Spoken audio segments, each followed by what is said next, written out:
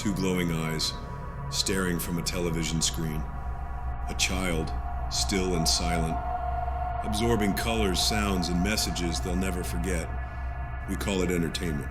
But what if it was more than that? What if children's cartoons were tools of influence, not just to sell toys, but to shape behavior, beliefs, even reality itself? This is the hidden history of media mind control, and it starts with a smile.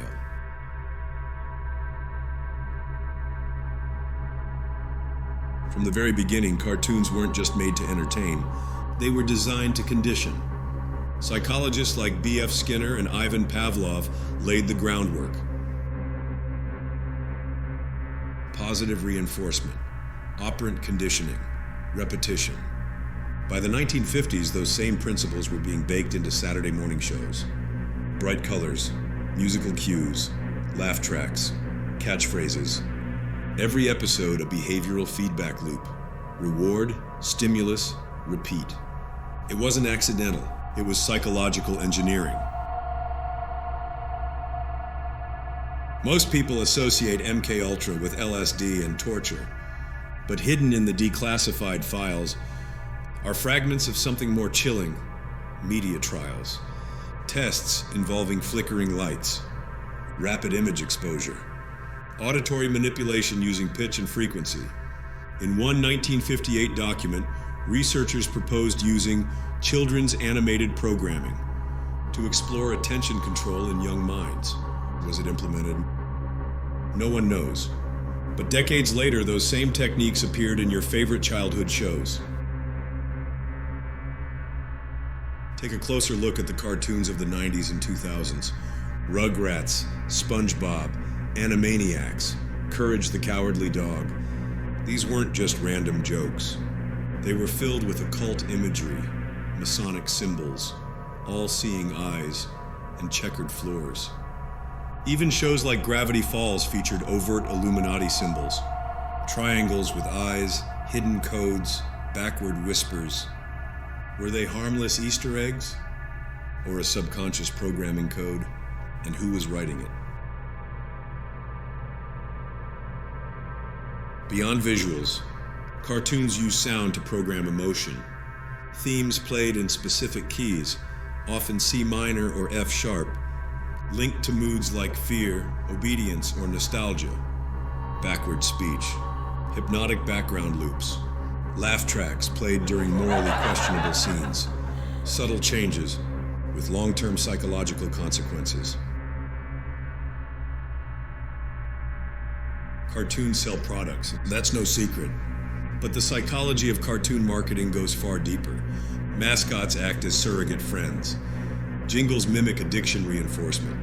Characters are designed to embed brand loyalty before age 7. A 1999 study showed children exposed to certain characters were more likely to obey social cues, buy more, and even mimic speech patterns. This isn't marketing, it's social programming disguised as fun. In today's world, the screen is smaller, but the influence is larger than ever. TikTok, YouTube Kids, Instagram Reels. Micro content delivered in dopamine-rich bursts, using the same reward-response pattern developed in early cartoon psychology. Now perfected with AI. Some content loops itself. Others copy behaviors from earlier shows. Except now, it's automated. It's not just what children watch. It's how their brains are being rewired. Who decides what messages are pushed today? Streaming platforms curate content using algorithms trained on emotional response data. What makes you laugh? What makes you angry?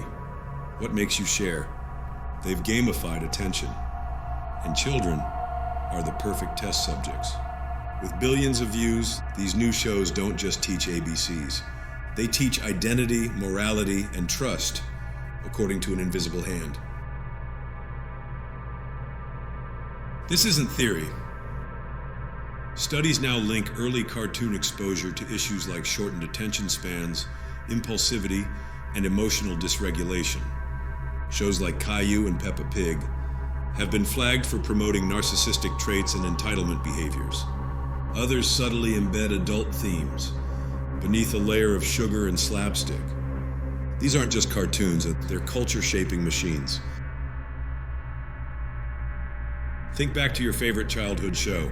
Why do you still remember the theme song? Why do you still hear the voices? Why do those images feel safe?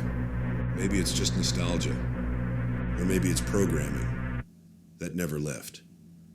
And if it was that effective, then what's happening to the kids watching now?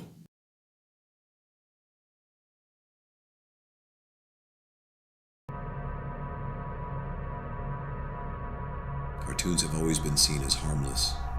But history and psychology tells a more complicated story. A story of experiments, of hidden hands, of messaging in plain sight. So next time you hear that cheerful jingle, or see a cartoon flash across the screen, ask yourself, is it just a show?